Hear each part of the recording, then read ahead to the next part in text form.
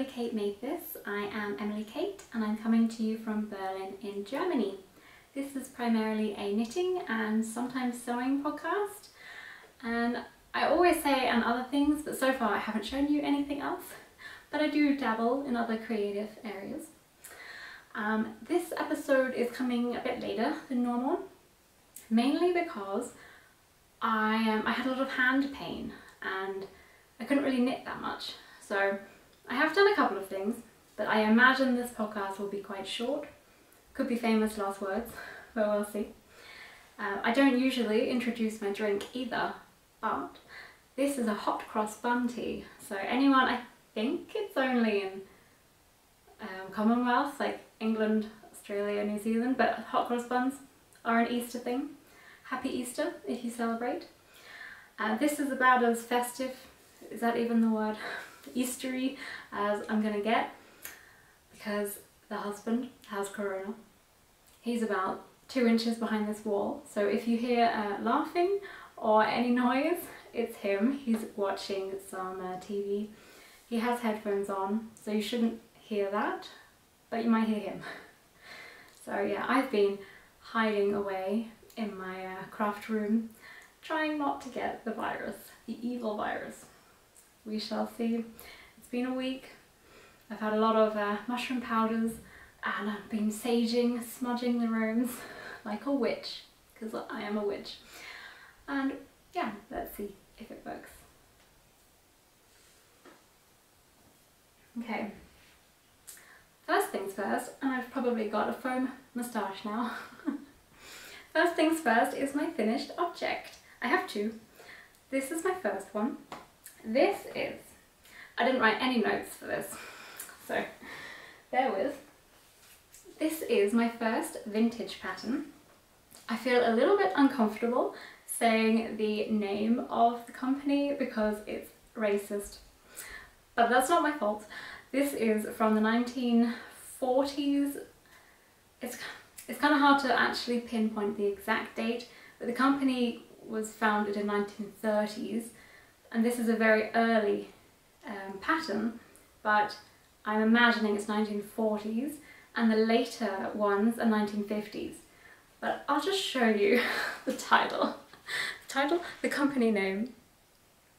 Will it focus? No? There we go. So yeah, a little bit uncomfortable to say that, so I won't. And obviously the company just doesn't exist. It is this, it doesn't exist anymore. It's this one, and here it is. I have been informed before I filmed that I don't look too slutty having so many holes and seeing my skin.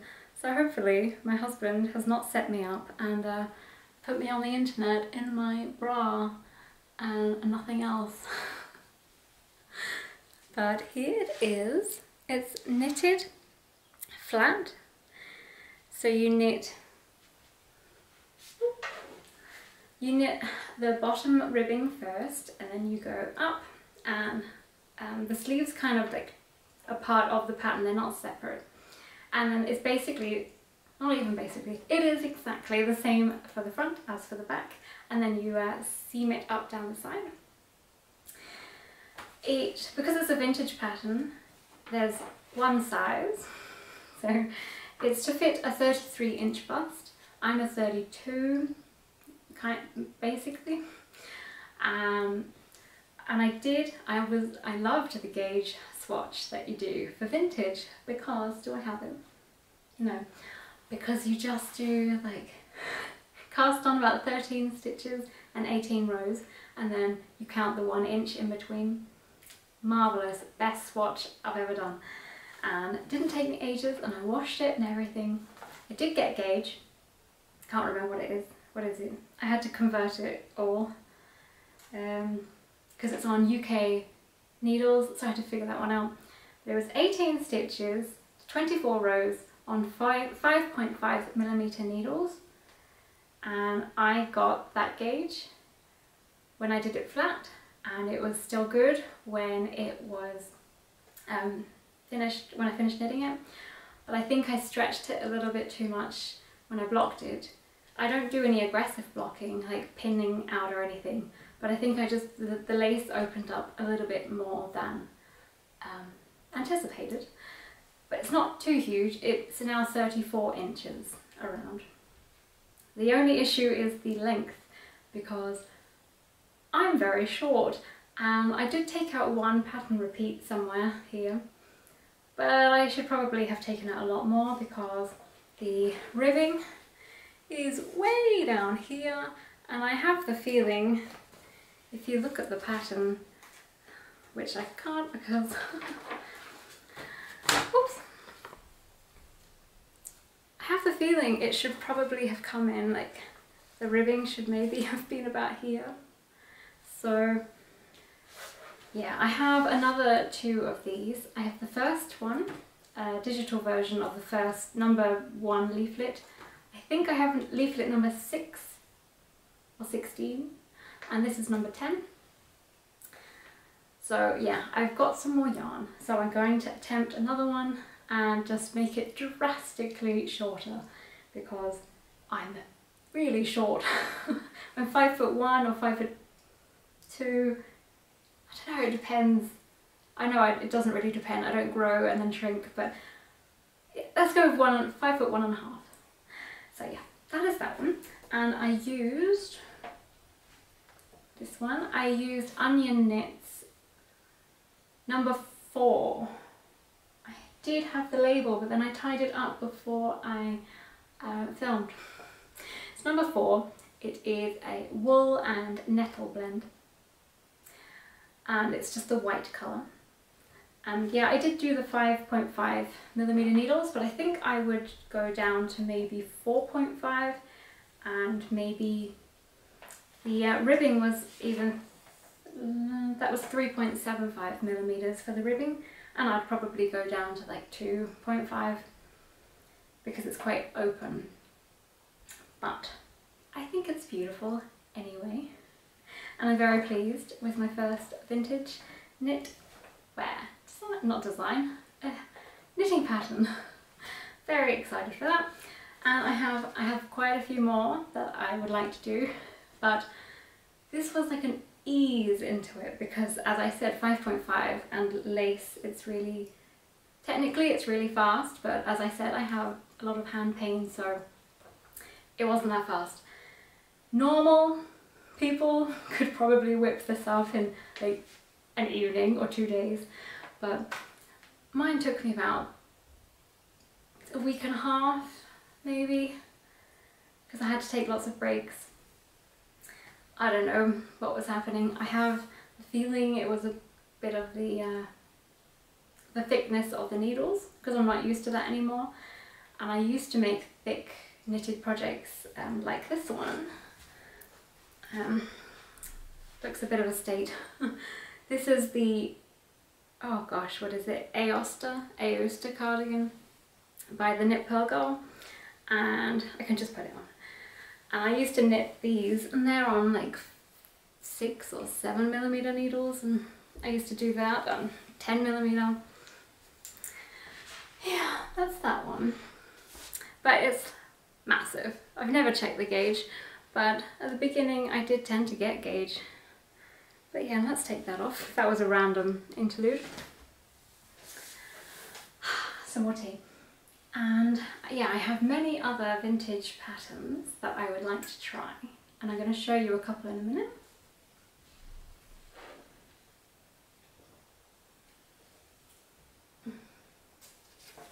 Oh, everything's far away. Number 15, I was completely wrong. This is the other pattern that I have,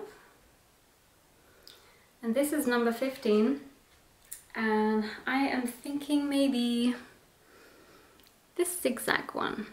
That looks fun, so give that a whirl. And I got these patterns, by the way, from my mum's friend's mum. She died in 2019. No, 2019. Yes, gosh, brain meltdown. 2019, and she had a whole bunch of these patterns, so My mum knits, so her friend gave them to her, and I suddenly got really into vintage knitting, so my mum sent me some. And I have this one and I really want to make it, but there's absolutely no evidence of this company existing anywhere. The wool is nowhere to be found. I can't find the company's name. I can't find anything about this. It's leaflet number 1020, so there's obviously more than this one. Going by the pattern, it says glinting wools, and when I looked up glinting and glint edge, it's for rugs. So I'm not entirely sure why you would want to make a cardigan out of rug wool, but apparently people did. This is the pattern. I can't find it on the internet. It looks like everything is going to be backwards when I show you this. That's unfortunate. This is not even on my phone, this is on a camera. But can you see? I don't know if you can see. Focus please. I'll have to take a picture and insert it. The cardigan looks very similar actually to this, but when you look at the pattern, it just says to use Glyn Martin's double knitting wool, which I don't know what that is. It's not on Ravelry, it's nowhere in existence on the internet. I can't compare what weight or how many grams it was. I don't know how to basically match that specific yarn, because I know that double knitting nowadays is more similar to 4-ply, but their 4-ply was more similar to like light fingering, and I can't just do a swatch and match the gauge because there is no gauge. Nowhere in this pattern does it tell me what the gauge should be, nor how big it will come out. So excellent. So if anyone has any tips on what on earth I'm supposed to do here, the recommended needles for, oh here we go. If you use English number 1 knitting needles, which apparently is 7.5 millimeters, then you get a 34 to 36 inch bust. If you use English number 0 needles, you get 36 to 38. 00, you get 38 to 40 inch bust. So yeah, I'm not really sure how to start this, but I think it's so beautiful. No idea which yarn to use, no idea, but it's gonna happen. And whilst we're on the theme of vintage, I'll just show you 2 more. Didn't expect to talk about this at all, but here we go. This is a pattern that I purchased from Retro Claude, who I've who I've oohed and ahed over earlier. She made this and I find it so beautiful. And now look, I've just seen she's just wearing her bra under here, just like me. It's not slutty at all. Yeah, it's a little bit of fairer colourwork on the top and then lace. And yes, see, that's where it should end. Not all the way down here. So yeah, I purchased this pattern because I saw it on Retro Claude's YouTube, and it's on 2.75 millimeter needles and possibly 2.5. It's Patten's Beehive Fingering 2-ply. So yes, that is also on the list to make. And actually Retro Claude has her own pattern, the Budleia pattern, I think it's called. I've also got that one. But they do require like lace weight yarn, and I'm not sure. That's going to take a really, really long time. So it will happen, but maybe after I've made a few more of these. And I wanted to show you another, but I've actually hidden it away somewhere, again when I was trying to tidy, and now I don't know where it is. So I'll show you that later, when I start it. I do know from experience now of my ribbing on the neck and stuff going completely haywire. I'm going to do a provisional cast on because I purchased the yarn for this pattern that I haven't shown you. It's another vintage pattern, and I think it's called the Rainbow pattern. No idea where I got the pattern, but it's probably again from my mum. I don't know where I got it. Anyway, it's beautiful, and I have the yarn. The recommended yarn is actually like a lace weight, and it's 32 stitches per 4 inches, but I got one that's 28 stitches per 4, and yet when I did a swatch it's still coming out like I have to go down. Instead of using a 4mm needle, I have to use a 2.75 to get the gauge, and that's insane, which means my ribbing is going to be like a 1.5 or 1.75mm needle. That's terrifying.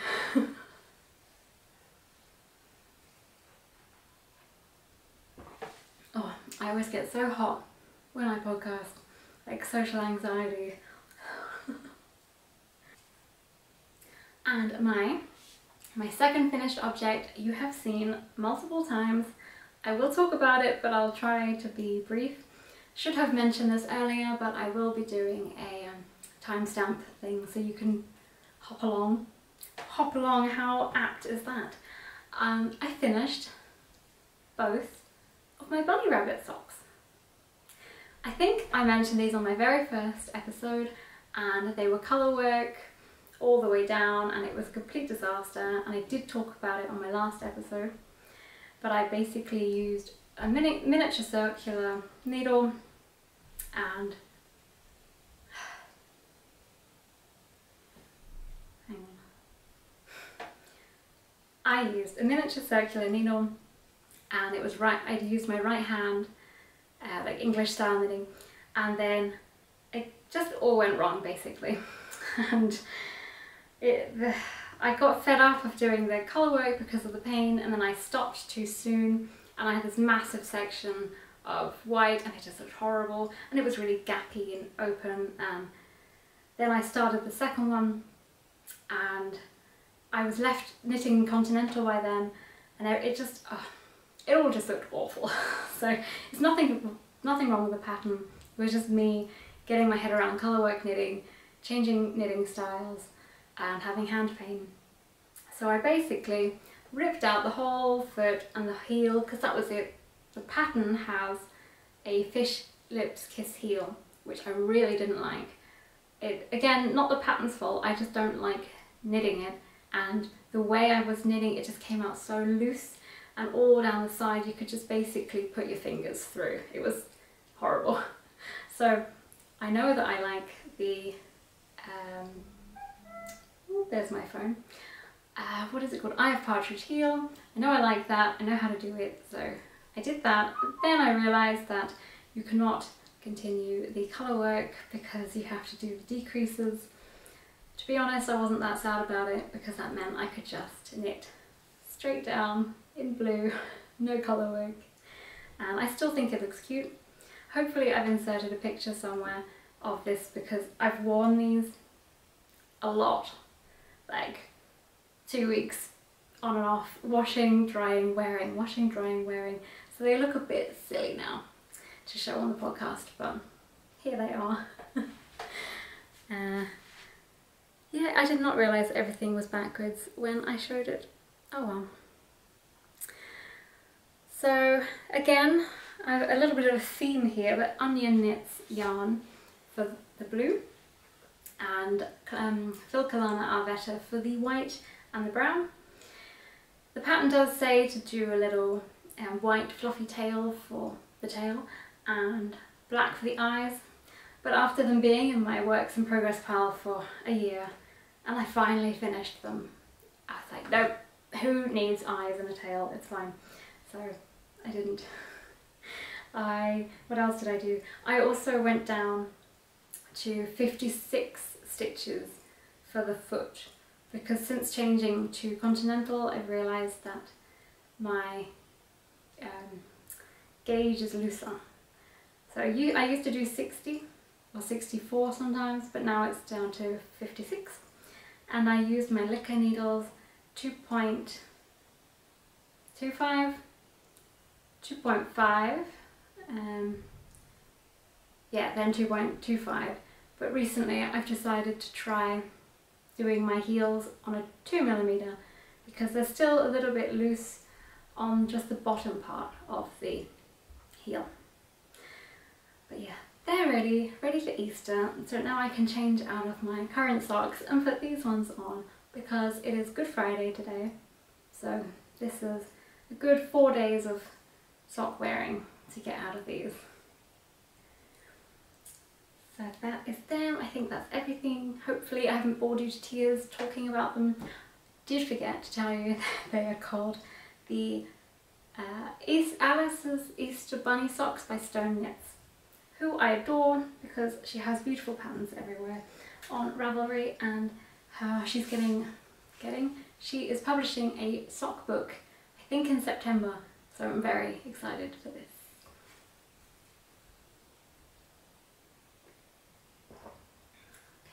I have one work in progress, which again you have seen before, but then I ripped it all out and then I redid it. It's a bit hard to show you actually because let's start with it. It is the Cacti Crop by Boho Chic Fibre, and not enough people make patterns from this woman. She has some beautiful patterns. I never see them on any podcast, but she has many patterns and they're really, really beautiful, so go check her out. I will try and show you this progress, but basically it has 3 colours in a row again, and I'm using woolly knit cones, so yeah.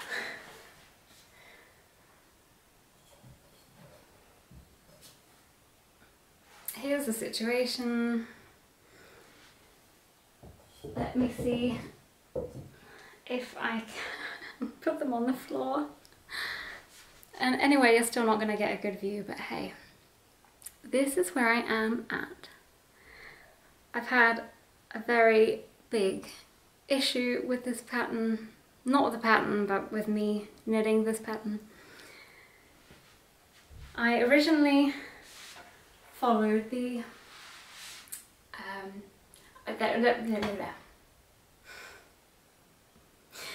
originally I chose the smallest size because I am small and I tend to knit quite loosely, and I assumed that that would happen, and I did a swatch and it was all good, and I did I think 3mm for the neckband and then 3.25 for the colour work, and it came out so small.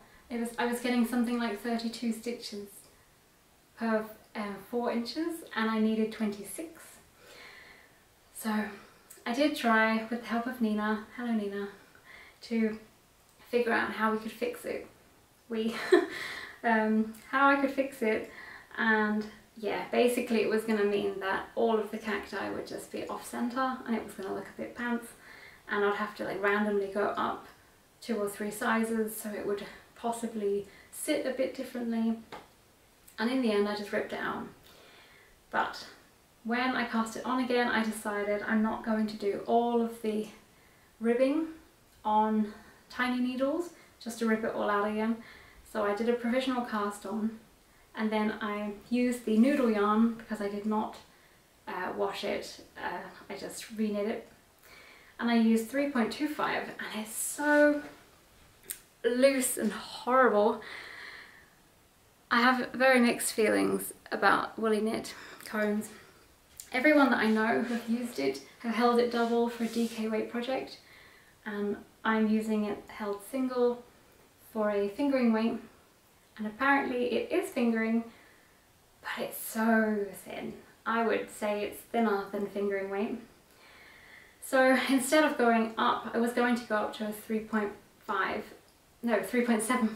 for this colour work. I just went up to a 3.5, and I think I'm just gonna, when I finish the colour work section, I'm not going to knit the whole jumper like that. That's horrible. But this is still tight. I measured it yesterday and it's 28 stitches. So I'm still 2 stitches off, but I am doing the size 40-inch bust. So hopefully it will actually fit. But I'm really not that tight of a knitter. It does, my colourwork does come out tighter, but not hugely. So I'm blaming the yarn. It is beautiful. The colours are beautiful. I don't love knitting with it. I know it's a bit controversial, but I don't love knitting with it, and I don't love the feeling of it because it's so thin at points, and then it gets a bit thicker, and then really thin, which is probably not that noticeable when you are holding it double or with mohair or something, but just on its own, it's a bit. And also, I'm just not loving holding 3 colours. It's not the whole thing, but it is a good portion. Like anything that has the orange is holding the orange, the white and the green, and there are lots of places you have to catch your floats, and then because it's quite loose, you can see the colour. Like, although my knitting is tight, the yarn is thin and you can see everywhere that I catch the floats. So wherever I've caught them in, if I've caught an orange one in the green, it pops through. I am praying that when I block it, it will all be marvellous. But I did, on my first one, I did a preliminary block just to see if anything changed, and nothing did. So, I don't know. But you have to have hope. So, I am chugging away on this. I only managed 2 rows yesterday. My hands hurt, and then I just wasn't loving it. But I know it's going to be beautiful. When I've finished, it's going to be beautiful, and I will love it when it is finished. And I'm sure I'll love it when I'm just knitting the white stockinette round and round, and I can watch YouTubes and movies and not have to do lots of little increases with 3 rows, 3 colours in a row. But yes, it will be beautiful. I haven't done a fingering weight project before, like jumper before. I've only done socks and mittens, and I haven't done a colourwork jumper that is this thin. I think my thinnest was DK. So let's just see. But yes, it's going to look gorgeous. It is.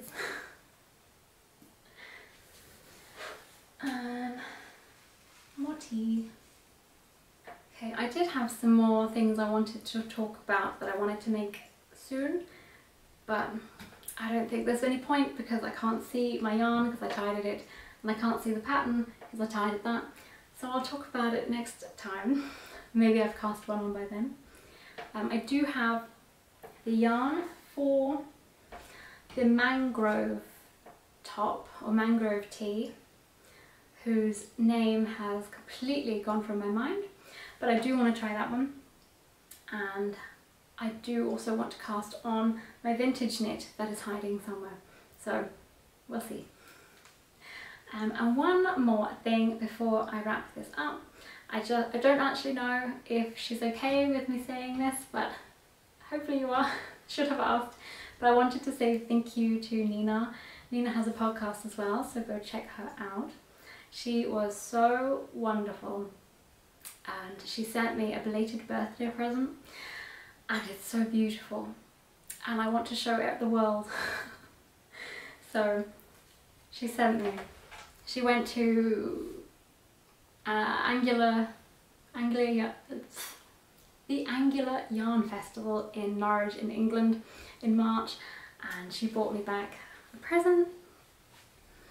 It's Telling Yarns, and it is the British 4-ply fingering weight. It's Blueface Leicester and Wensleydale and Exmoor Blueface, and it is the colour Night Owl. How beautiful is this? I'm so in love. So, any ideas what I can make with this? I'd like to just use it, like, so I know, I don't want to cover it up with mohair or hide any of it. I thought maybe into a shawl, but I'm not sure how much yarn one needs for a shawl, or maybe like a section in a jumper. I don't know, but I want it to be special and wonderful because it's so beautiful. And she also sent me, it's so beautiful. This is the knitted yarn, and I know everyone talks about it, so you've probably already switched off, but it is beautiful. I always imagined it was just like Plutalopi, but it's so much softer and lighter and just so squishy. It's beautiful. It's the colour, I believe it was the month just gone, I can't remember. I know I posted a picture on Instagram because I saw this colour and I was so in love with it, but never in my wildest dreams did I imagine I would ever get it. To be a Patreon member is just too expensive for me, and the one time, I think it was November, I thought about getting some and I added some to my cart because it wasn't that expensive, the yarn itself, but then the postage was so much and it just was not worth it because I didn't know what I needed. Like, I didn't have enough to make anything for the amount the postage was, so I didn't. And yeah, I'm just so happy to have this in my life. So thank you, Nina. And yeah, any ideas other than hugging and looking at it lovingly for my whole life? What shall I make with this? This one I probably will have to hold mohair or fingering weight because it's so fragile. It's much more fragile than Plutalopi. So I am, yes, definitely thinking about holding something with this one. And as per usual, my voice is going because I've been talking so much. So I haven't even got halfway through my tea. So let's finish that up there. Thank you for your patience for my video. Thank you for watching. And yeah, if you enjoyed, please like and subscribe because it really helps get my channel out there to other people. If you have any tips on vintage knitting or anything you want to talk about, write down in the comments below. And I will see you next time. Thank you. Bye bye.